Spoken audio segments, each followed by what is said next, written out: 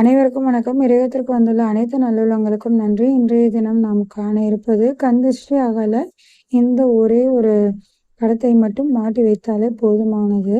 இந்த படத்தை நீங்கள் எப்படி மாட்டணும்னா, உங்கள் வீட்டு வாசலில், அதாவது சில பேர் சொந்த வீடு வச்சுருந்தீங்கன்னா கேட் இருக்கும், கேட்டில் மாட்டக்கூடாது, கேட்டுக்கு வெளியில் மாட்டக்கூடாது, தெருவில் பார்க்குற மாதிரி.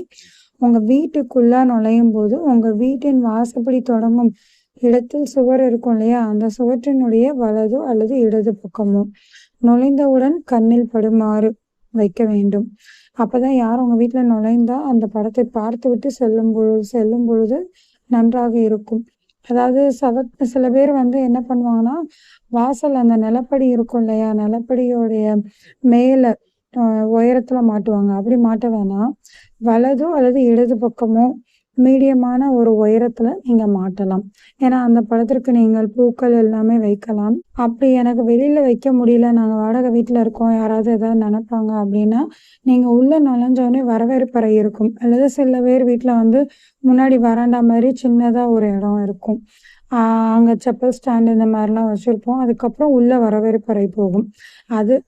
அது போல நீங்க அந்த சின்ன வராண்டா மாதிரி இருக்க இடத்துலயும் கூட கண்ணில் படுற இடத்துல நீங்க அந்த சுவத்துல இந்த படத்தை மாட்டி வைத்துக் கொள்ளலாம். இது ஏன்னா உங்க வீட்டின் உள்ளே நுழைபவர்கள் பார்க்குமாறு இருக்கணும். அதே போல நீங்க எங்கேயும் வீட்டுக்கு வெளியில வீட்டுல இருந்து வெளியில கிளம்புறீங்களோ, வெளியூருக்கு போகும்போது நீங்களும் பார்த்து விட்டு சென்றால் மிகவும் நல்லது. அந்த படம் வேற யாரும் இல்லைங்க, சாட்சாத் நம்ம பிள்ளையார் படம் தான். அதுவும் கற்பக விநாயகர், பிள்ளையார்பட்டியின் கற்பக விநாயகர் கருப்பா இருப்பார் இல்லையா, அந்த அந்த படத்தை நீங்க வாங்கி மாட்டணும். பிள்ளையார்பட்டியில 2 படம் இருக்கும். ஒண்ணு தங்க கவசம் போட்ட படம் விற்கும், இன்னொன்னு கருப்பா வெறும் பிள்ளையார் கல் சிலையாகவே தெரிகிற மாதிரி ஒரு போட்டோ எடுத்திருப்பாங்க.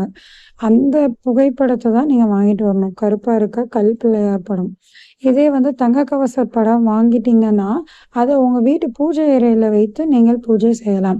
தங்க கவச பிள்ளையாரையும் நீங்க வரவேற்பறையில உங்க கண்ணில் படுற மாதிரியோ இல்ல பெட்ரூம்ல கூட நீங்க வைக்கலாம். ஏன்னா உங்க கண்ணில் அடிக்கடி அந்த படத்தை பார்த்துக்கிட்டே இருந்தீங்கன்னா செல்வம் மிகுதியாக வரும், தங்க கவசம் உடைய அணிந்த பிள்ளையாரை பார்க்கும் பொழுது.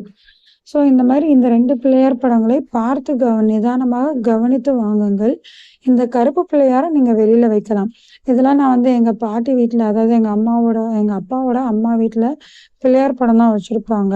இந்த மாதிரி அந்த திருஷ்டி பொம்மைன்னு சொல்லுவாங்க இல்லையா, அரக்கன் மாதிரி இருக்கும், அந்த பொம்மைகள்லாம் மாட்ட மாட்டாங்க. இந்த மாதிரி பிள்ளையார் படம் தான் இருக்கும் எப்பவுமே.